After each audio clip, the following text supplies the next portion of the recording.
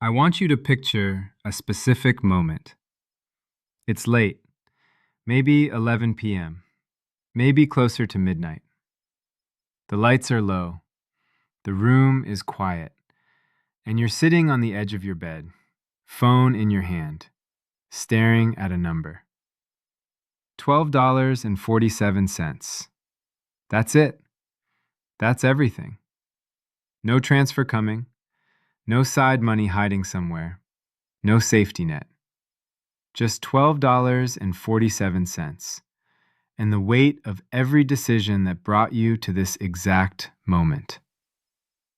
You don't move for a while. You just sit there. And somewhere in the silence, a thought creeps in that's louder than anything else. How did I get here? If you've ever had that moment, this video is for you. And if you haven't had it yet, stay close, because this video might be the reason you never do. Because what happened after that night, the decisions made, the lessons learned, the slow, unglamorous climb back up, that is exactly what we're going to talk about today. And I promise you, by the end of this, you're going to see that $12 moment differently. Not as a failure, but as the beginning of something. Let's go back, before the $12. Because rock bottom never arrives without a journey. It wasn't one bad decision. It was never one bad decision.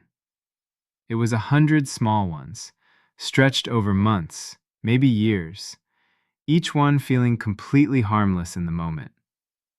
It started with the job that paid just enough to get by, just enough for rent, just enough for food, just enough to look okay from the outside. But not enough for emergencies, not enough for breathing room, not enough for any version of a cushion. So when things went wrong, and things always go wrong, there was nothing there to catch you. Maybe it was a medical bill that came out of nowhere. Maybe it was the car that broke down at the worst possible time. Maybe it was a relationship that ended and split one income into two separate lives. Maybe it was just the slow, grinding accumulation of 100 expenses that each felt manageable, until suddenly, all at once, they weren't. And one night you sat on the edge of your bed, and the number said $12.47.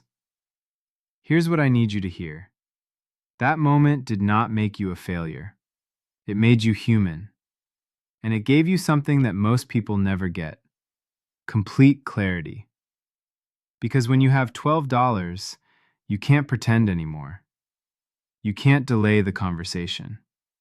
You can't push it to next month. The truth is right there on the screen.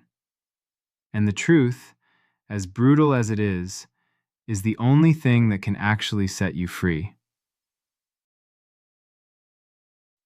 So what do you do when you're staring at $12?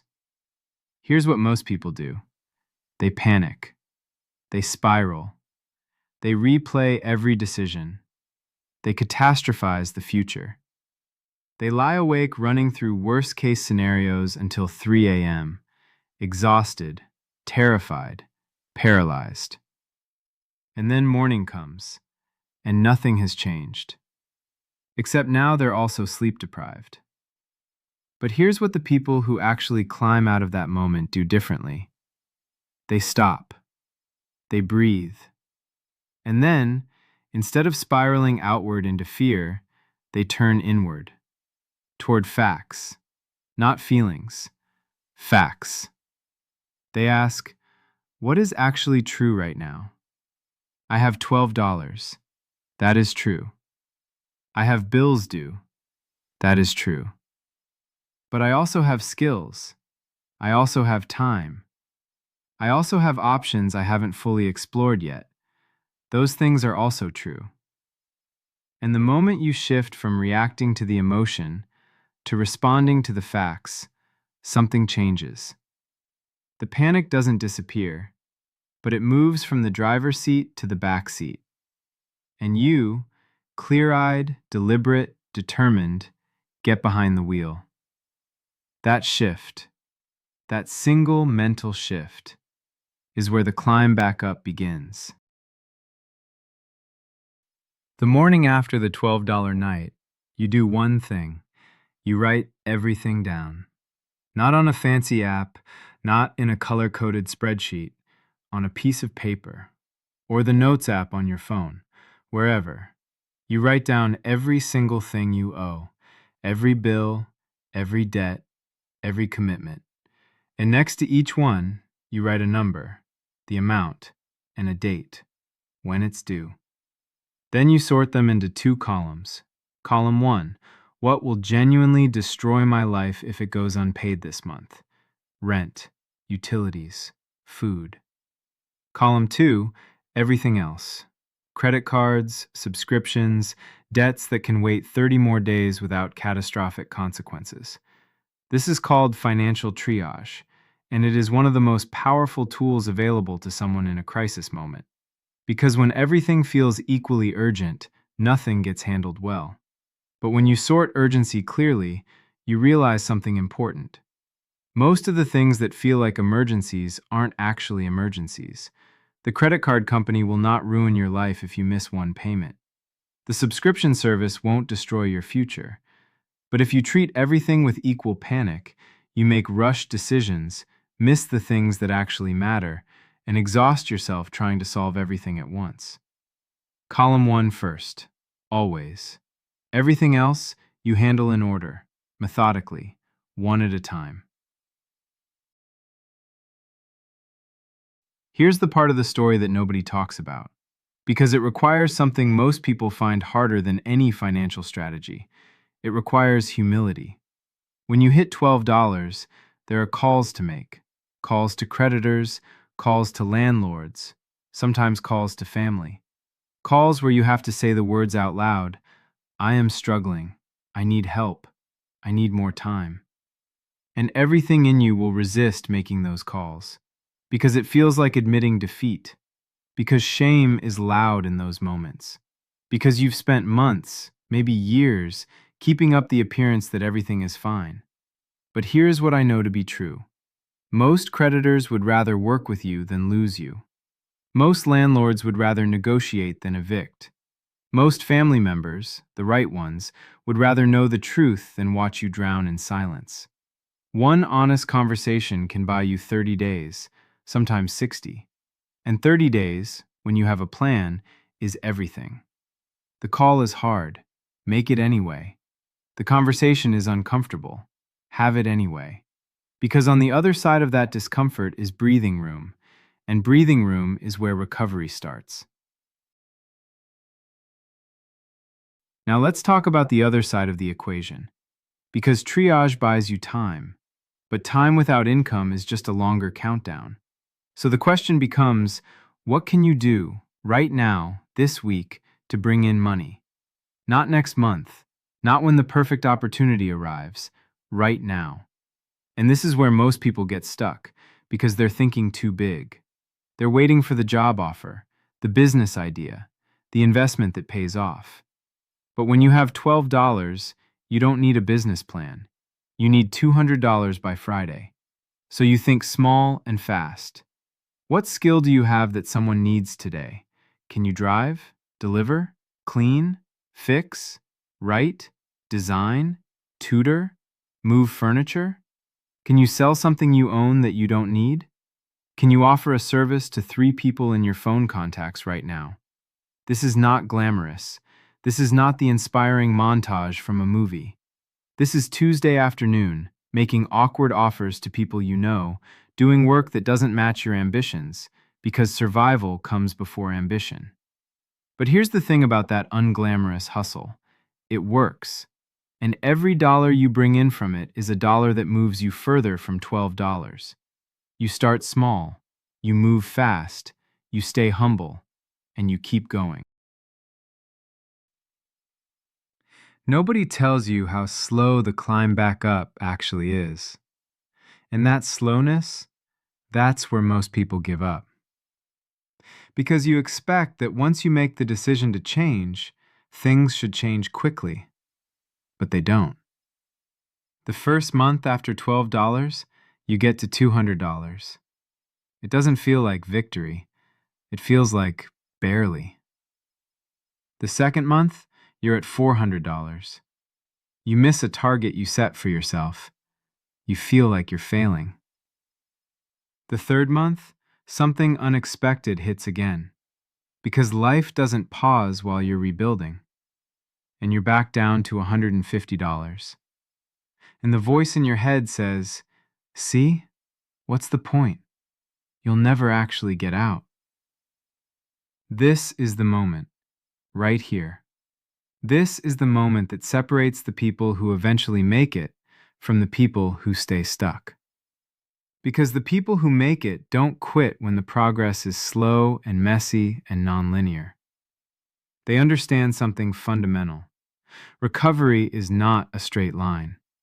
It is 2 steps forward, 1 step back. 3 steps forward, 2 steps back.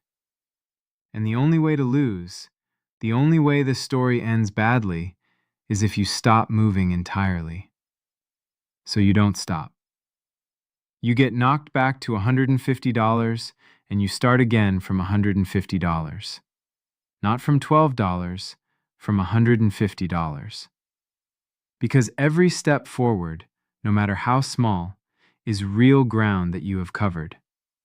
And real ground doesn't disappear just because you had a bad month. Here's the part of the story that surprised me most.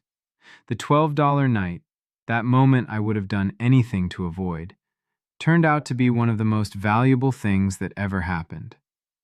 Because it forced me to learn things that people with financial cushions never have to learn. It taught me exactly how much I actually need to survive versus how much I was spending to perform. It showed me which expenses were real and which ones were just habit. It revealed who in my life was genuinely in my corner and who was only there when things were comfortable. It destroyed my avoidance. Because you can't avoid a number when the number is $12. You have to look. You have to deal. You have to grow.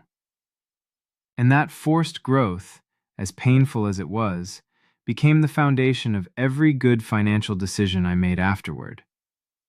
I stopped guessing about my money. I started knowing. I stopped hoping things would work out. I started making them work out. The $12 didn't break me. It built me. And if you've had your own version of that night, I want you to consider the possibility that it is doing the same thing for you. Not in spite of how hard it was, because of it. But let's not just survive the $12 moment. Let's make sure it never happens again. Because the real lesson isn't just how to climb out, it's how to build something that makes the fall impossible. 3 things. That's all it takes. 1. A small emergency fund. Even $500 sitting in a separate account that you do not touch. That $500 is the difference between a $12 night and a manageable inconvenience. It is the most important financial move you will ever make, and it is achievable on almost any income. 2. A monthly spending audit. 15 minutes, every month. You look at every transaction. You know exactly where the money went. No surprises, no mystery leaks, no end-of-month shock, just clarity. 3. 1 month of margin. Work toward a point where last month's income covers this month's expenses. When you are 1 month ahead, a bad week doesn't become a crisis. A missed shift doesn't trigger a spiral. You have time. And time is everything when things go wrong. These 3 things won't make you rich overnight, but they will make sure you never sit on the edge of your bed at midnight staring at $12 ever again. So here's where we land. If you're watching this from a $12 moment right now, I need you to hear this. You are not finished. You are not defined by that number. You are at the beginning of a story, not the end of one. And the fact that you're here, watching this, looking for answers instead of giving up. That already tells me something about you. It tells me you're still fighting, and people who are still fighting always find a way. Start with triage, make the calls, find the fast money, take the slow climb seriously, and build the system that means you never have to do this again. One step, then another. That's all it is. That's all it ever was. If this video hit home, share it with someone who's in the middle of their own $12 moment. They need to hear that it's not over. Subscribe for a new video every week. And if you want to go deeper, our first 2 videos on the paycheck trap and lifestyle creep are waiting for you. I'll see you next week.